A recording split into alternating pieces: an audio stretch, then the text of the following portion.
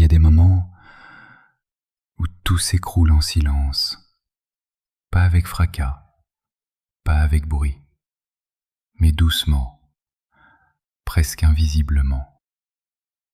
Tu continues à vivre, à sourire, à répondre « ça va » quand on te demande comment tu vas, mais au fond de toi, quelque chose crie, quelque chose supplie, quelque chose fatigue. Tu connais ces nuits où ton corps est allongé, mais ton âme, elle, ne dort pas. Tu connais ces matins où ton réveil sonne, mais ton cœur n'a aucune envie de se lever. Tu connais ces instants où tu te demandes « Est-ce que quelqu'un me voit vraiment ? Est-ce que Dieu m'entend encore ?»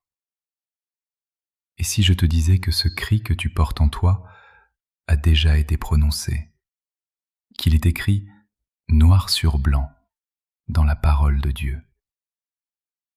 Oui, tu n'es pas seul, tu n'as jamais été seul.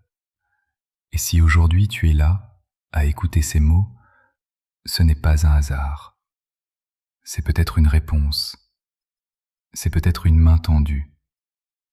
Et je vais te dire quelque chose de profond, presque intime. Il y a des paroles qui ne sont pas juste entendues, elles sont reçues. Et quand une parole te touche profondément, tu as envie de la garder, de t'y accrocher, de revenir encore et encore à cette source. Alors si ton cœur ressent quelque chose aujourd'hui, ne laisse pas ce moment s'échapper. Garde-le, nourris-le, reviens-y. Parce que certaines paroles sauvent des vies, lentement, mais sûrement. Aujourd'hui, nous allons marcher ensemble à travers 3 psaumes, 3 étapes, 3 mouvements de l'âme humaine. Le cri, la confiance et l'émerveillement. Nous allons commencer là où ça fait mal, là où tout semble perdu. Alors restons là. Encore un instant. Ne fuis pas ce passage, ne cherche pas à aller trop vite vers la lumière, parce que ce que beaucoup ignorent, c'est que la transformation commence ici. 1. Le cri dans l'abandon. Approfondissement du psaume 22. Mon Dieu, pourquoi m'as-tu abandonné ? Répète-le intérieurement, pas comme une formule, mais comme une vérité qui t'habite peut-être déjà. Parce que ce verset n'est pas seulement celui de David, ce n'est pas seulement un texte ancien, c'est une expérience universelle. C'est le cri de l'enfant qui ne comprend pas pourquoi ses parents se déchirent. C'est le cri du jeune qui regarde les autres avancer pendant qu'il doute de lui-même. C'est le cri du parent qui donne tout et qui s'épuise sans reconnaissance. C'est le cri de la personne âgée qui se sent oubliée dans une chambre trop silencieuse. Pourquoi m'as-tu abandonné ? Et il faut que tu comprennes quelque chose de fondamental. Ce cri n'est pas un manque de foi. C'est une foi qui lutte pour respirer. Oui, c'est une foi qui refuse de mourir, une foi qui, même dans le noir, continue de parler à Dieu. Parce que remarque bien, il ne dit pas « Dieu, tu n'existes pas ». Il dit « Mon Dieu ». Même dans l'abandon ressenti, il y a encore un lien. Même dans le silence, il y a encore une adresse. Et ça, c'est puissant. Je crie le jour et tu ne réponds pas. La nuit et je ne trouve pas de repos. Ce verset, c'est l'épuisement, pas seulement physique, émotionnel, mental, spirituel. C'est quand tu fais tout comme il faut, mais rien ne change. C'est quand tu pries encore, encore et encore, et que la situation reste figée. Tu sais ce que ça fait au cœur humain ? ça crée un doute profond, un doute qui ne dit pas forcément « Dieu n'existe pas », mais qui murmure « Et s'il ne se souciait pas de moi ?» Et là, il faut être honnête. Ce doute, beaucoup le vivent, mais peu osent le dire. Parce qu'on t'a peut-être appris que la foi, c'est être fort tout le temps, que la foi, c'est ne jamais vaciller, que la foi, c'est avoir toujours les bonnes réponses. Mais regarde ce psaume, regarde la Bible, regarde la réalité humaine. La foi, ce n'est pas l'absence de lutte, c'est la décision de rester en relation, même dans la lutte. Maintenant, écoute ceci et laisse-le descendre doucement en toi. Il y a une différence entre être abandonné et se sentir abandonné. Le psaume exprime un ressenti, pas une vérité finale.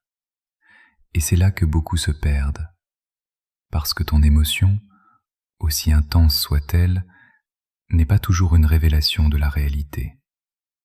Parfois, c'est une réaction à une blessure. Quand quelqu'un te trahit, tu te sens rejeté. Quand un projet échoue, tu te sens inutile. Quand une prière semble sans réponse, tu te sens ignoré. Mais se sentir n'est pas être. Et la foi, elle vient doucement réajuster cela. Pas en niant ta douleur, mais en l'éclairant autrement. Et c'est exactement ce qui se passe dans le basculement du psaume. En toi se confiaient nos pères, ils se confiaient et tu les délivrais. Tu vois ce mouvement? Il passe de « Pourquoi moi ?» à « Je me souviens ». Et ça, c'est un tournant psychologique et spirituel majeur. Parce que dans la douleur, ton cerveau fait une chose très précise. Il isole. Il rétrécit ton monde à ton problème. Il te donne l'impression que rien n'a jamais été bon et que rien ne le sera jamais. Mais la mémoire spirituelle, elle élargit. Elle te reconnecte à une histoire plus grande que ta situation actuelle. Elle te rappelle, tu n'es pas le premier à traverser ça. Et surtout, Dieu n'a pas changé. Peut-être que toi, tu peux dire aujourd'hui, oui mais moi, je n'ai pas vu de délivrance. Alors laisse-moi te poser une question, doucement. Est-ce que tu regardes seulement ce qui ne va pas, ou aussi ce qui t'a déjà porté jusqu'ici? Regarde ton parcours. Tu es encore là, malgré les chutes, malgré les déceptions, malgré les moments où tu pensais ne pas tenir. Tu es encore là. Et parfois, la fidélité de Dieu ne ressemble pas à un miracle spectaculaire. Parfois, c'est juste la force de tenir un jour de plus. Et puis il y a un autre élément profond dans ce psaume. David ne cache rien. Il décrit même le regard des autres. Tous ceux qui me voient se moquent de moi. Tu connais ça? Pas forcément des moqueries ouvertes, mais des regards, des jugements silencieux, des comparaisons. Cette impression que les autres avancent et que toi, tu es bloqué. Et ça fait mal. Parce que la souffrance est déjà lourde, mais quand elle est visible, elle devient encore plus difficile à porter. Et pourtant, même là, le psaume continue, parce que la douleur n'a pas le dernier mot. Il y a une vérité que je veux que tu entendes profondément. Tu as le droit de crier, mais tu n'es pas obligé de rester dans le cri. Le cri est un passage, pas une destination. Et Dieu n'a pas peur de ton cri. Il n'est pas fragile face à tes émotions. Il n'est pas dérangé par tes questions. il n'est pas offensé par ta sincérité. Au contraire, il préfère un cœur qui crie qu'un cœur qui se ferme. Alors si aujourd'hui tu es dans ce psaume, si tu es dans ce moment où tout semble flou, ne te condamne pas. Ne te dis pas « je devrais être plus fort ». Ne te dis pas « je devrais avoir plus de foi ». Non. Dis simplement « mon Dieu ». Même si la suite est floue, même si la phrase reste incomplète, même si les mots ne viennent pas. Parce que parfois, la prière la plus puissante, ce n'est pas un non-discours, c'est un murmure. Et laisse-moi te dire ceci, presque comme une promesse. Ce moment que tu traverses, ce sentiment d'abandon, peut devenir un lieu de rencontre. Oui, parce que c'est souvent dans ces endroits brisés que Dieu se rend le plus proche. Pas toujours comme tu l'attends, pas toujours quand tu le veux, mais profondément, réellement. Alors reste encore un instant dans ce silence intérieur et écoute cette vérité. Tu n'es pas oublié, tu n'es pas invisible, tu n'es pas abandonné, même si tout en toi crie le contraire. Et doucement, très doucement, la foi revient. Pas comme un cri cette fois, mais comme un souffle qui dit « ce n'est pas fini ». Entrons maintenant dans la profondeur des psaumes 6 et 13. Ces psaumes ne sont pas des textes lointains, ce ne sont pas des mots figés dans un passé religieux, ce sont des cris humains, des cris vrais, des cris comme les tiens. Psaume 6. Le cri d'un cœur épuisé. David commence ainsi. « Éternel, ne me châtie pas dans ta colère et ne me punis pas dans ta fureur. » Tu vois, il ne commence pas par une louange triomphante, il commence par une peur, la peur d'avoir déçu, la peur d'être rejeté, la peur que Dieu soit en colère. Et toi aussi, parfois tu te demandes, est-ce que Dieu m'en veut? Est-ce que j'ai trop échoué? Pourquoi tout s'effondre en même temps? Tu vois, la psychologie humaine nous dit que lorsque la douleur s'accumule, l'esprit cherche une cause, et souvent, tu te pointes toi-même du doigt. Mais écoute bien, David ose dire ce qu'il ressent. « Aie pitié de moi, Éternel, car je suis sans force. » Sans force. Pas juste fatigué physiquement, non, vidé émotionnellement, épuisé intérieurement. C'est la fatigue, du parent qui n'en peut plus de jongler entre travail et responsabilité, de l'étudiant qui doute de sa valeur, de l'homme qui porte tout sans jamais parler, de la femme qui donne tout sans jamais recevoir. Tu continues, mais tu es vide. Et David dit « Guéris-moi, car mes os sont tremblants. » Même son corps parle. Le stress devient physique. Tu connais ça? Les nuits où tu tournes dans ton lit, le cœur qui bat trop vite, l'angoisse sans raison claire. Ce psaume, c'est la rencontre entre la foi et la psychologie. David ne nie pas sa douleur, il la présente à Dieu. Jusqu'à quand? Puis il dit « Mon âme est toute troublée. Et toi, Éternel, jusqu'à quand? » Ah, cette phrase, jusqu'à quand? Combien de fois l'as-tu pensé? Jusqu'à quand cette situation? Jusqu'à quand cette solitude? Jusqu'à quand ce silence de Dieu? Ce n'est pas un manque de foi, c'est une foi qui ose poser des questions. Et ça c'est puissant. La nuit de la lamentation. David continue. Je m'épuise à force de gémir. Chaque nuit je baigne mon lit de mes larmes. Chaque nuit. Pas une seule fois. Pas un moment passager. C'est chronique. C'est répétitif. C'est cette douleur qui revient quand tout s'arrête, quand le téléphone est silencieux, quand la lumière est éteinte, quand tu es seul face à toi-même. La nuit amplifie tout, et Dieu voit ces nuits, même celles dont personne ne sait rien. Mais écoute bien, le psaume ne s'arrête pas là. Et c'est là que quelque chose de profond se produit, le tournant intérieur. David déclare « L'Éternel a entendu la voix de mes larmes ». Pas seulement ces mots, ces larmes. Dieu comprend ce que tu n'arrives pas à formuler, quand tu ne sais même plus prier, quand tes phrases sont cassées, quand ton cœur est trop lourd.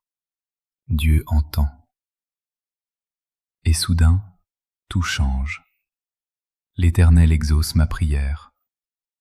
Rien n'a encore changé extérieurement, mais intérieurement, la confiance renaît. Psaume 13, le cri de l'abandon. Maintenant écoute ce troisième psaume. David commence brutalement. « Jusqu'à quand, Éternel, m'oublieras-tu sans cesse ?» Oublieras-tu. Il va encore plus loin que dans le psaume 6. Il ne parle plus seulement de souffrance, il parle d'abandon. Et toi aussi, tu l'as peut-être ressenti.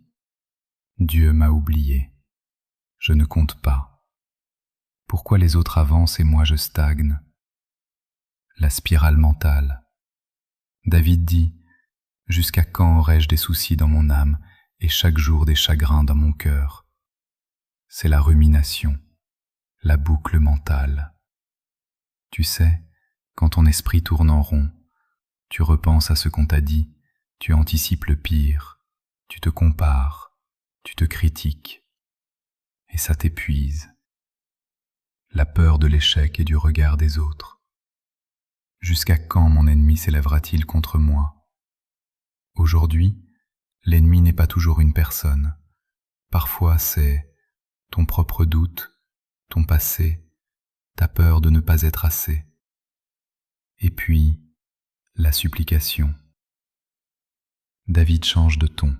« Regarde, réponds-moi, Éternel, mon Dieu. » Il réclame une réponse. Il ne reste pas passif. Il frappe à la porte. Et il dit, « Donne à mes yeux la clarté, afin que je ne m'endorme pas du sommeil de la mort. » Il parle de lumière, parce que quand tout est sombre, tu as besoin de voir. Pas toute la route, juste assez pour faire un pas. Le moment le plus puissant. Et là, écoute bien, après toutes ces plaintes, après ces « jusqu'à quand ?» David déclare, « Moi, j'ai confiance en ta bonté, j'ai de l'allégresse dans le cœur à cause de ton salut. » Comment est-ce possible? Rien n'a changé extérieurement, mais intérieurement, tout est transformé. C'est ça la vraie foi, pas l'absence de douleur, mais la décision de faire confiance au milieu de la douleur. Application dans ta vie. Toi qui m'écoutes, tu es peut-être dans ton propre psaume 6 en ce moment, épuisé, brisé, à bout. Ou dans ton psaume 13, perdu, oublié, en attente. Mais écoute-moi, ces psaumes ne sont pas la fin de l'eau n'est pas une faiblesse, c'est un acte de vérité, et la vérité libère. La supplication n'est pas un désespoir, c'est un acte de foi. Tu continues de parler à Dieu, même quand tu ne comprends pas. Une image pour toi. Imagine un enfant dans la nuit. Il pleure, il appelle, il ne voit pas ses parents, mais ils sont là, même dans le silence, même sans réponse immédiate. toi aussi, tu es entendu. Tes larmes ne sont pas invisibles, tes nuits ne sont pas ignorées, tes questions ne sont pas rejetées. Et maintenant, écoute cet appel. Ne reste pas dans le silence, ne garde pas tout en toi. Parle, crie, prie, même si c'est maladroit, même si c'est confus. Et surtout, reviens, encore et encore. Nourris ton esprit, fortifie ton cœur, entoure-toi de paroles qui élèvent. Abonne-toi à Veille Prière et Espérance, pas comme un geste automatique, mais comme un choix de vie.